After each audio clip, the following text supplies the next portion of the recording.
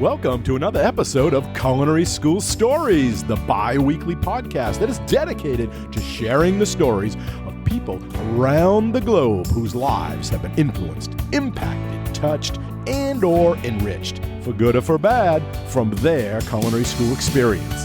Hi, my name is Colin Roach, and I'm your host. Thanks for joining us today. You are an important part of this show, where we ask the question, what's your culinary school story? So now, without any further delay, let's meet today's guest. And a big welcome to all of you to the very first episode of the Culinary School Stories podcast. And that opening that we just heard is what will be the opening for every episode. So I hope you liked it. And I can't believe this is episode number 1, that it's finally here. I've been talking about doing this podcast for a long time. I can remember talking about the idea over a year ago with a few people. Now, I don't usually wait that long to take action for something as exciting as a podcast, but I was swamped with my other podcasts, my YouTube channel, my teaching, research, other projects, and of course, family. But wait no longer, it is finally here. And I'm so glad that you are here as well. Thanks for listening today. Now, today's episode is going to be a little bit different from the norm because I'm going to first give a quick introduction on who I am as the host of the show. And second, I want to introduce the podcast and talk about the format before we get to today's guest. So let's start right out with who I am. For those who don't know me yet, my name is Colin Roach, and I am the host of Culinary School Stories. With years of experience as a professional chef and culinary arts professor, it is my joy and privilege to get to share these stories. In addition to this podcast, I also have another one that I started about a year ago that is titled The Chef Educator, which was created to be a comprehensive resource for new and seasoned culinary, baking and pastry, and hospitality teachers, instructors, and faculty at both secondary and post-secondary educational institutions. The show addresses the many issues related to student learning and instructor effectiveness, and the hope was to offer a collection of practical and effective teaching tools, tips, and techniques that we can use in our classrooms and our labs. And if that is of interest, please be sure to check it out, and you can subscribe to the podcast at www.chefeducator.com. Now, I also host and produce a couple of YouTube channels, with the most popular being Wicked Easy Cooking. To find out about that show or any of my other channels, just log on to YouTube and type in Dr. Professor Chef, or my name for that matter. You can do that into the search bar and it should pop right up. Dr. Professor Chef is the name of my production company that everything sort of falls underneath. It's kind of the umbrella company, which actually Dr. Professor Chef started as a nickname that many of my students started calling me. Now, I also realize that many of you may be listening to this right now in the car, at the gym, maybe you're out for a jog, or someplace else that would make it very hard, if not impossible, to write all these links and information down, so no worries. I will put everything in the show notes so that you can get them all later. And another easy way to get everything is just go to my website at chefroach.com, chef, R-O-C-H-E.com, which is where I house all of what I do. You may have to do a little searching, but it is all there under different tabs and under different windows, and so you can find it easily enough. So now let me tell you about the podcast. One of the taglines of the show is, "Tell me your culinary story and I will tell the world." And the other is, "Talking out of school." Now these are both appropriate because Culinary School Stories is all about the guests' culinary school experiences and stories. And the purpose of this podcast is to hear all about their personal culinary school journey in and outside of school and to share those insights and stories with you. Our aim is to interview today's most interesting and authentic culinary school students, alumni, faculty, and even administrators. And through a conversation, we put a spotlight on their story with the hope that it will not only inspire and entertain, but it may even be a learning experience for our listeners.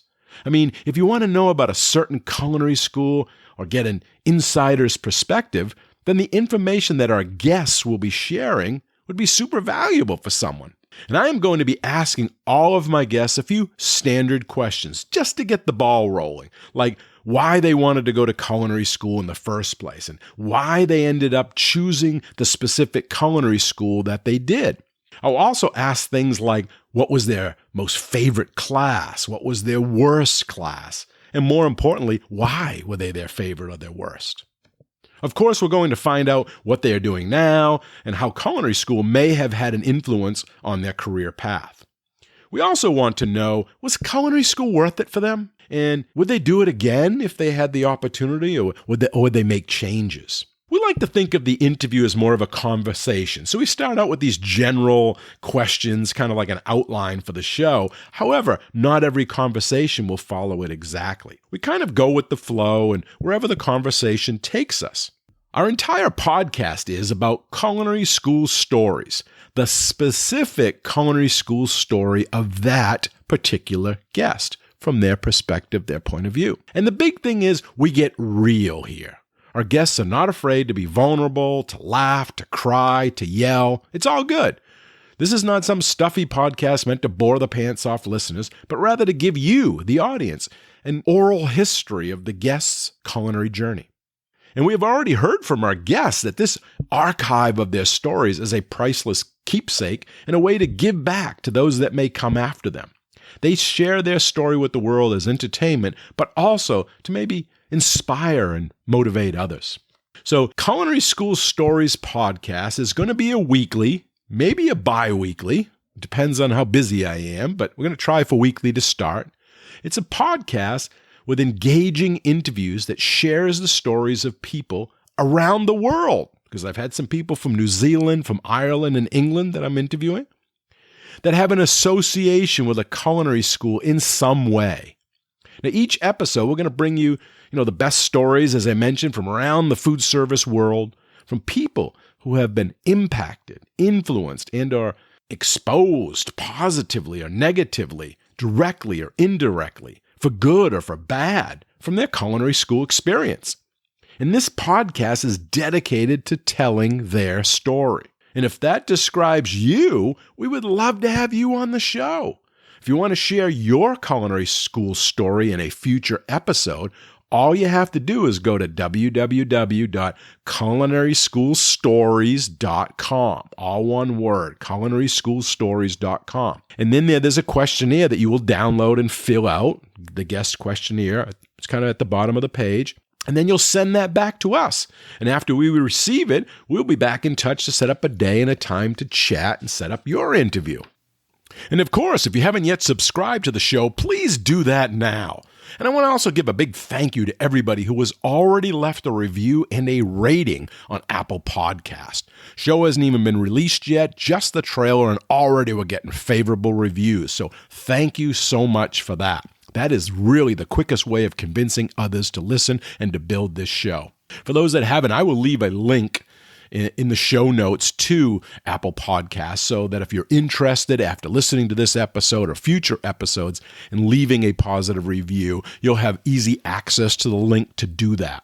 We really appreciate everyone's support and review of Culinary School Stories. We are looking for sponsors to financially support the show and help us defer some of our costs. Individuals can do that for as little as $1 a week through our Patreon account. And if you are a company that fits well with our audience or know someone who owns a company that would be a great fit, we would love to talk to you. So, lastly, culinary school students, faculty, and administrators are inspiring. They overcome challenges, they are leaders, and they have great stories to tell. Therefore, without any further delay, let's start this first episode where we ask our guest, what's your culinary school story? My guest today was born and raised in Pittsburgh, Pennsylvania, where he developed a passion for culinary arts while in high school. He soon moved to Miami to attend Johnson & Wales University, where he earned his bachelor's degree in culinary arts. While at JWU, he immersed himself in school activities and became a member of the leadership team, the special functions team, and the Collegiate Ambassador Team. After graduation, he enlisted in the United States Army Reserve as a food service specialist, where he worked his way up to the rank of Food Service Warrant Officer. With multiple overseas and stateside deployments under his belt, he currently serves as the food advisor for the 518th Sustainment Brigade in Knightdale, North Carolina. In 2016, he graduated from Pennsylvania State University with a master's in Homeland Security, Agricultural Biosecurity, and Food Defense. Married with 3 children, it is his oldest son, Ty, who inspired him to launch his newest entrepreneurial venture, HotSugarPops. Let's welcome our guest, Mr. Will Glass.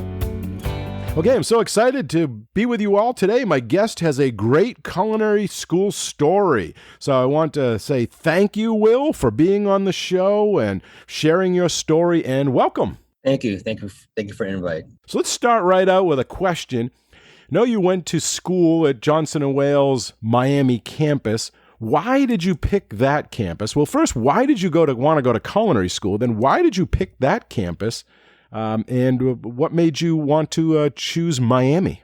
Well, the power of a high school guidance counselor. I took food service as an elective in high school, in the food service class, prepared lunch for the teachers, and I was kind of like the star of the class. And when I got to my senior year, I had enough credits to graduate. But I took 3 food service classes, gym and English. That was all I needed to graduate. So I was always in the kitchen, and the guidance counselor came in and she said, "Hey, have you thought about this school?"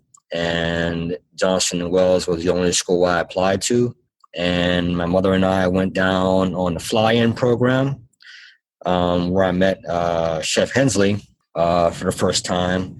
He was there for that fly-in, and I had never been to the beach before, so it was an easy choice. So we went down there, had a lot of fun, and I'm from Pittsburgh, and at the time I had a really good job actually in radio. I was a board operator / producer for the radio station. WAMO, but everybody thought I was going to go into broadcasting and journalism. But I really just liked cooking, and I understood early, that the power of food. Everything revolves around food, birthdays, weddings. Every occasion revolves around food. So I decided, hey, well, let's give it a try. My counselor, food service teacher at school really believed in me. So, I packed my bags and headed to Florida. So it was one of the best decisions I ever made. Had a great time. And you took a high school Culinary Arts program for while you were in high school? Right. So in Pittsburgh, each city school had a specialty, and the school I went to, their focus was hospitality. So we had a robust hospitality program. I was really close with the instructor, and so I went to her class, and just learned the basics based on basic knife skills, mother sauces, and some basic techniques. We didn't have a whole lot of high-end equipment that I was exposed to when I got to school, but it was fun and I enjoyed it. It was a little bit different when I got to school.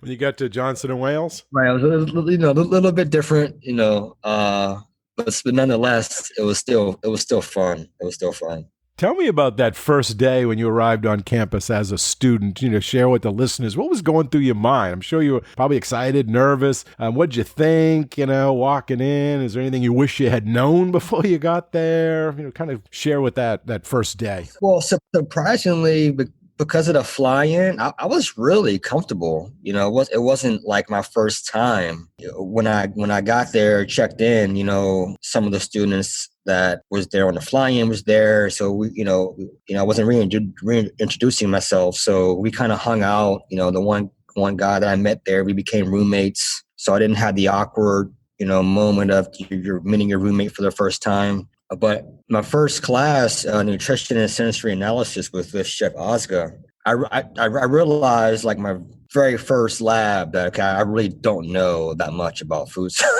I really don't know that much about food service. Once it was time to move into production, everybody's cooking and flipping and sauteing, and I really didn't kind of have that yet. But Chef Oscar was a great instructor, and it was his wife who helped me become a student staff member there. He kind of mentored me up until I graduated.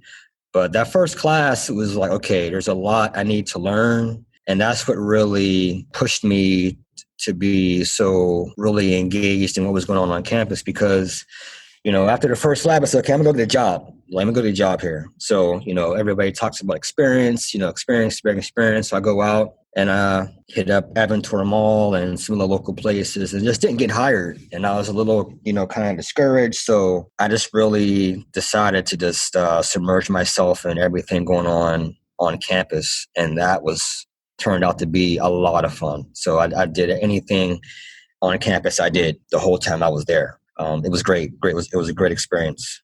Yeah, tell us about that, because you were involved in a lot of different things there, and tell the listeners what those clubs or those positions like the Special Functions Team and the Collegiate Ambassador, what those were, and why it's beneficial if someone does go to culinary school to get involved with these type of, organizations or clubs or committees, and on how it helps you in the future. It's set up, with the chef of the day, your freshman and sophomore year, to kind of learn or kind of develop those managerial skills that you'll need, because you realize once you are around industry that the food service and the hospitality industry is very unique, and everybody knows it's a little crazy. I tell everybody who wants to know what life is like, you just go read Kitchen Confidential. It's very accurate. But when I came a part of the Special Functions Team, you just learn organizational skills, and you learn how the different departments come together to make an event on campus successful. So you have the Special Functions Team, which pretty much if there's an event like an open house or a fly-in or a distinguished visiting chef or something like that, you have a team of students who volunteer to just work the event. And, you have an instructor that, is usually running the event. And, it's almost like another class, but there's really no pressure. It's really the time to ask questions and really bounce ideas off of your classmates to have a little more experience than you do. And then so that's what this basically, in a nutshell, what the Special Functions Team was. And then the Collegiate Ambassador Team is just kind of mostly for the business students.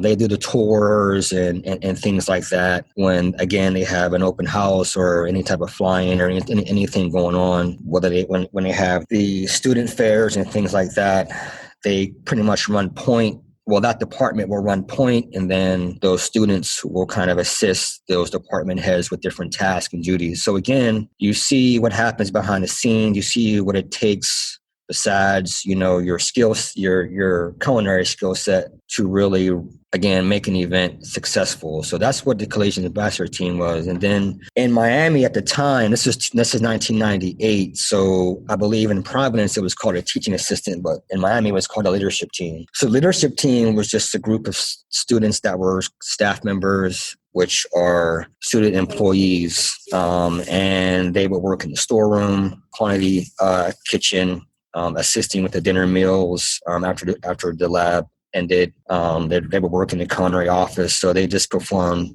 different duties. So I worked as a TA, and that was also a great experience. Mm-hmm. So let's think about the best class and your worst class. Go back. The curriculum's changed a few times, but what was the class or the topic of it, and why? Why was it your best? Why was it your worst? I really didn't have any classes I didn't like.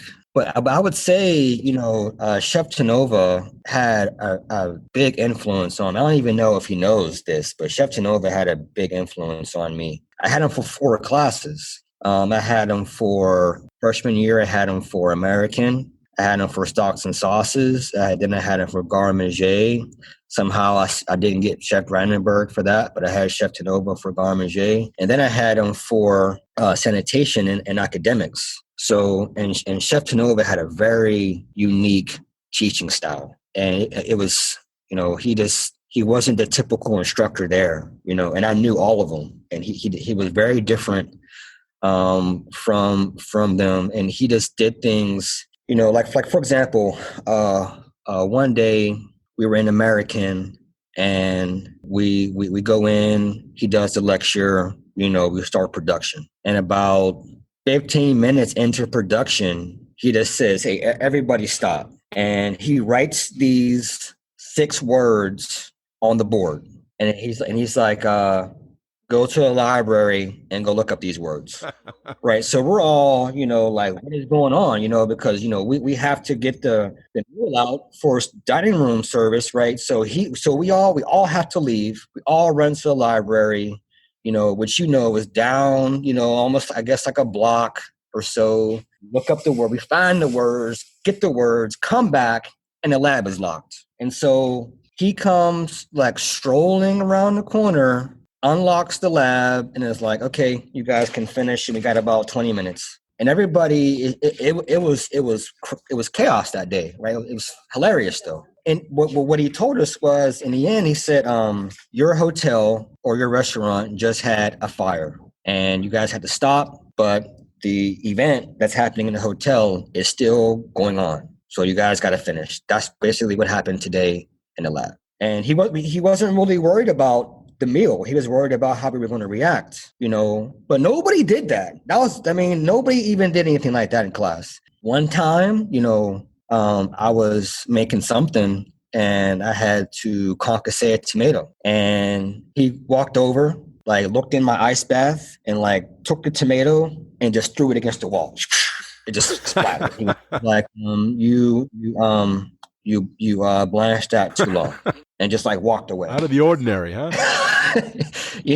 And I remember, like even in like stocks and sauces, there's a lot in that class. You're learning your knife cuts, you're measuring, you're learning all these different mother sauces and their derivatives, and you're learning how to, clarify stuff. And, he made it seem like there was so much that's going to be involved in this test for the practical. And he just, I remember he just pulled me outside and he said, "Tell me how do you make chicken soup?" I was like, "What?" He was like, "How do you make chicken soup?" And I'm like, and I just go through the process and make, obviously from scratch, but I had to. And then he listened and he was like, "Okay, go to the next guy to come outside." But he was really, he was just, if something was messed up, he just told you, or he wouldn't tell you. But he was just an interesting guy. And then one time, I had Chef Brandenburg for 2 classes, and I had to make rice pilaf. That was all I do, rice pilaf. I get the raw dough, sauteed onion and the garlic. I had the rice. I coated some oil, some fat.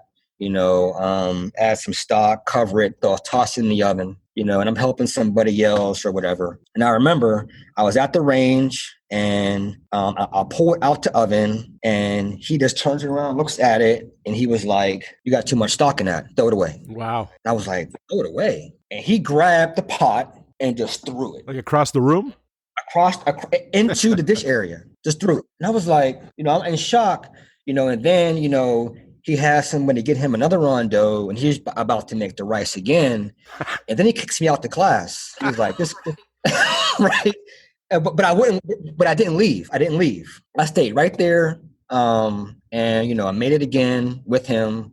He was like elbowing me out the way, I remember. But both of those instructors, I got to know very well. I did a lot of ice carving with Chef Brandenburg on the side. But culinary, I don't know if people, like too many people have those episodes like I had with a lot of the instructors, and then when I joined the military as a food service specialist, I was used to that. Like, it was like, this is nothing. Like, okay, like, I was one of the few. Yeah, tell us about that, because the culinary is based on a brigade system, which is like the military. Right. So, the lineups you would have and check your uniforms and, the discipline and the higher levels, professionalism. So maybe you could share how is that similar? Is it similar? How is it different? Exactly the same. So when I graduated with my associates that summer in August, I shipped out to basic, joined as a food service specialist. And when you're in class. It's a lot like the military. You know, you have your inspections, you know, you line up, you know, checking your chef whites, you know, we call them chef whites, you know, nails, everything, you know, in the system is set up, you know, where you have the food service NCO, who is basically, I guess, kind of functioning as, you know, like the executive chef. And then you have a first cook, which would be similar to like a sous chef, you know, and then you have the rest of the specialists. And that's basically how the dining facility is managed. So but a lot of processes are exactly the same. And just the high pressure environment, you know, it's the same, you know. And I tell people in the military, you know, like food service is one of the most difficult jobs only because people will see your product every day. You know, if you are admin and you do paperwork or memos, you know, if your grammar isn't correct, you know, they'll fix that. You know, the commander will fix that before they cite it, you know. But if you burn something, you know, you're going to walk into Can't save it. Everybody's, oh, you know, okay, you know, this was messed up. And the same thing in class, you know, it's a lot of pressure because, you know, everybody wants to be good, but it's exactly the same. I mean, now I'm a food service warrant officer, so the scope of my job is a lot different. You know, I went from being the guy on the ground who's actually feeding you, putting the grits on your plate, to the one who now orders 10 connexes of grits for multiple units. So, you know, I pretty much oversee now the whole food service distribution system. You know, like on my last deployment, I was responsible for the whole theater distribution of rations. So it's a little bit different now. But those experiences, though, that I mentioned previously with being on a leadership team kind of young and, you know, being with the special functions team, it really helped because, you know, you get to spend time with the executives of the university, you know, on a regular basis. You know, they're coming down, they're checking things out, and, you know, you're having conversations with them. You kind of take that same approach to, okay, you kind of understand, you know, what their role is and why they're coming to see you, you know, their things are running smoothly. And it was great. I know when Dr. Rice was there, he was over academics, and now, you know, I'm excited to see he's now, you know, the president of the campus. Mm-hmm. Hey, let me ask you, is food good in the military? I know there's always kind of rumors that, it's bad, it's good. It's, you know, what branch is the best? What branch are you in? I'm Army. You know, I'm Army, but surprisingly, I was trained when I went to my food service school, Army Food Service School by a Marine. But we make it good. Don't get me wrong. I mean, we make it good. I mean, in 2012, I won my food service section won the Philip A. Connolly Award, which is basically a competition that active duty, National Guard, and reservists have, where every food service section basically competes. Well, this might be a great point to tell them about your new business. Well, it's not really that new, but we were in your retail store or factory and right now. And so maybe tell the listeners what it is you do, what store you own, and give us a little how you started it, which is pretty unique. Well, you know, like every, you know, C4 graduate, you have this dream of opening up a restaurant, right?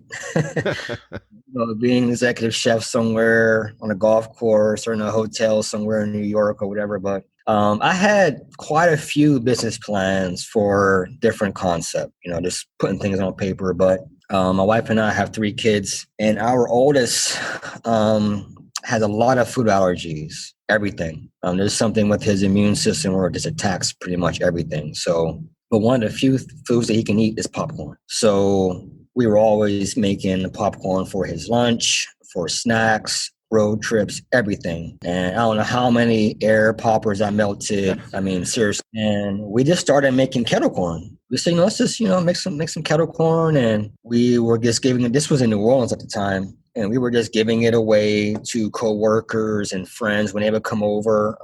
Keep in mind, this is in our house on a stove in a Teflon pot. So we're making it, we're giving it away. Then my wife is really pushing. Hey, let's scratch these other plans you got, and let's do this one. Like this should be easy. Is what she tells me. You know, you can make a lot of things. Like you can make popcorn easy. So we got here in the fall And in December, I deploy. But before I deploy, I gave her some to give to her, her staff. And then my wife is a nurse, so she took some to the hospital, things like that, right? So I'm deployed, and she's like, "Hey, like people are placing orders on like sticky notes." Texting her, all kind of stuff. And I pretty much resigned. Like once we decided to go for this, I just resigned. I've been here ever since. So it worked out great. How did you pick the name?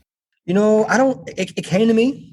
We had a bunch of names that we gave to the focus group, and I don't even know how it came to me, but it just came to me. And it didn't win the tally, but the reaction from people were like, Hot Sugar Pop, like, what is that? What is that? I didn't tell them what it was. And so it stuck with them. So I said, let's just go with this. Let's just go with this name. And people, always want to come and talk to me about how we set up our branding. And I tell them all the time, I don't know. We just just happened.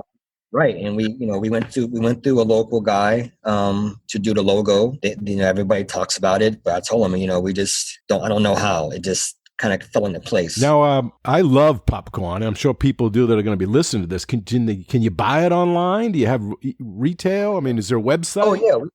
We started, the website is www.HotSugarPop.com. So we started online with e-com. So we've always had a website. Plan was, because my wife is active duty, right? So the plan was to have an e-com store so that we can take it with us when she PCSs. But, opportunities kept coming, and we decided to take advantage of them. Because we have the popcorn is available online, and then we have, wholesale accounts. That's pretty much where we are right now. What was the website link again? It's www.HotSugarPop.com. Thinking about culinary school and all the time you spent there and the money and the classes and all these professors, would you do it all again? Of course. Would you change anything? Oh, no. I would definitely do it all again. Definitely go back to Miami again. Miami was great because it was a small campus. I did so much in school. It was just great being able to hang out with all of the chefs all the time. I was there when Chef Moscow was the Dean of Culinary Education, when Chef James was the Dean of Education, and they were just so smart. These guys were so smart, and just being around them, again, helped me realize that, okay, you need a little bit more than just, being able to, sear and saute and, blanch, to be successful. So you got to run a business. Right. They had a big influence on me.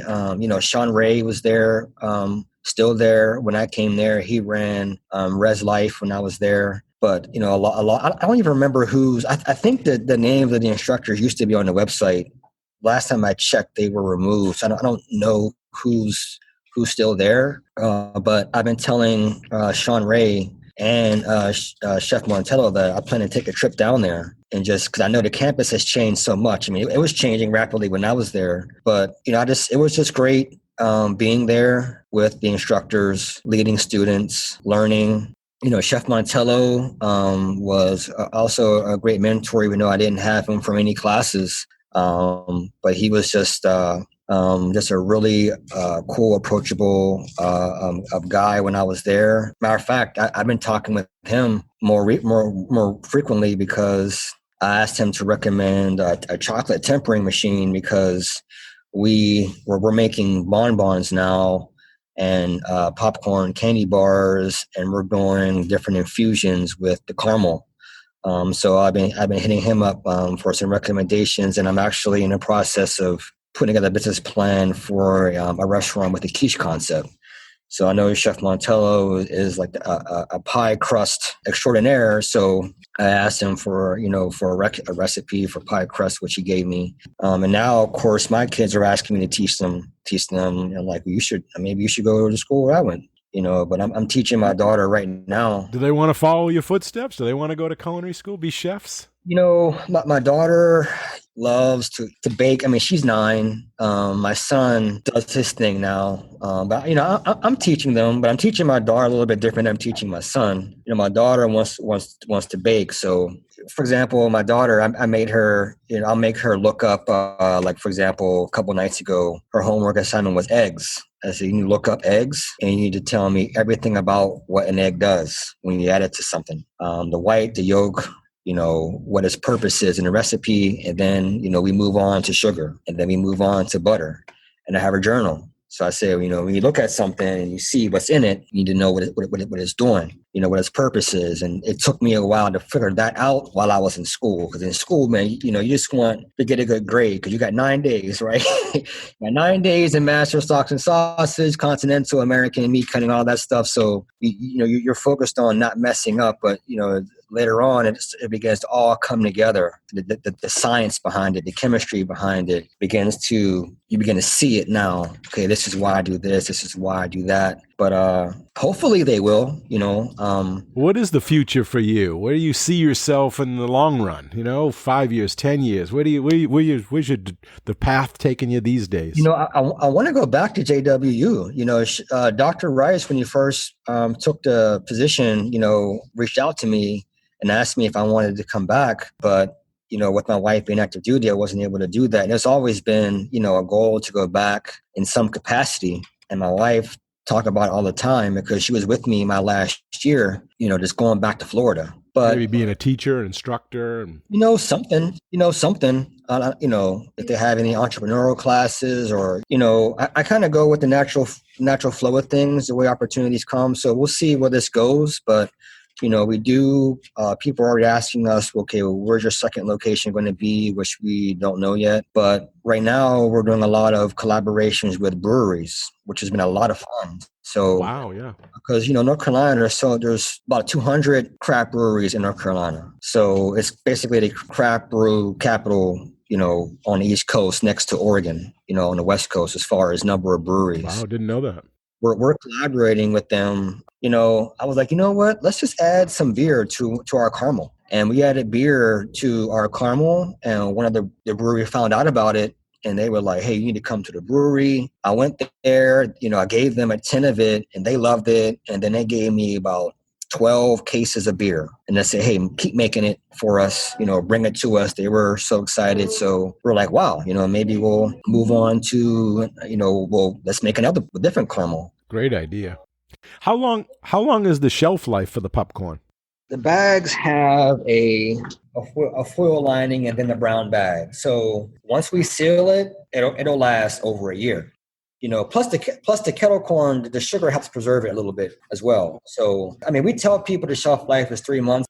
Now you've figured it all out and you've gone through this, you'll be easy for your second operation, or if you ever decide to franchise, you'll have it all figured out. Oh, yeah. That'll be the easy part. We'll see what happens. I wonder if I could open one on campus and then just have the money go toward like a scholarship or something. That would be a plan, for the future. I would love to have. Maybe to start, just sell packages like in one of the little stores, the Starbucks places, and the packages could go to scholarship. Yeah. So that's one thing that I said, hey, maybe when I come down and kind of visit, maybe for like one of the anniversary events they have, I'll kind of, shoot the idea past Dr. Rice.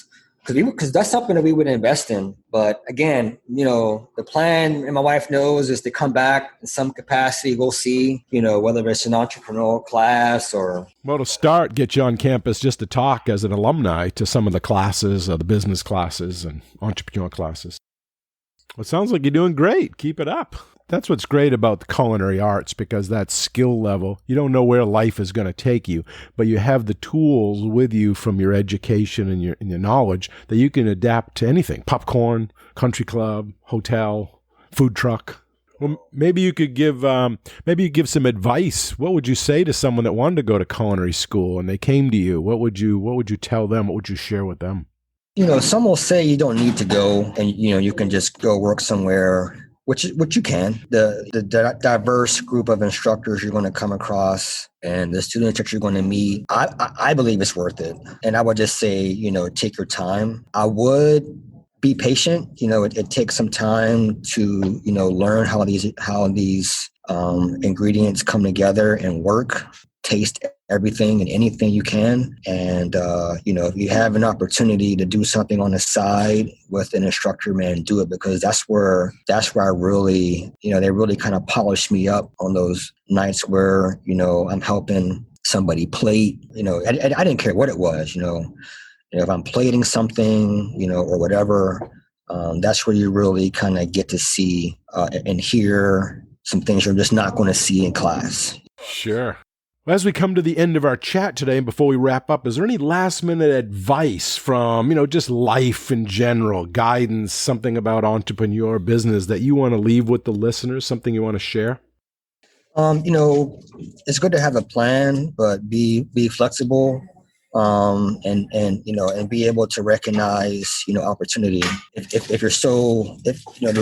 there's multiple paths you can take to get to where you're going. So don't close yourself off, Cool. Well, great talking to you. Thank you for all your time. I know you're busy there and stuff, and to give us this time, it's really we appreciate it. Oh yeah, it was a pleasure sharing some stories with you.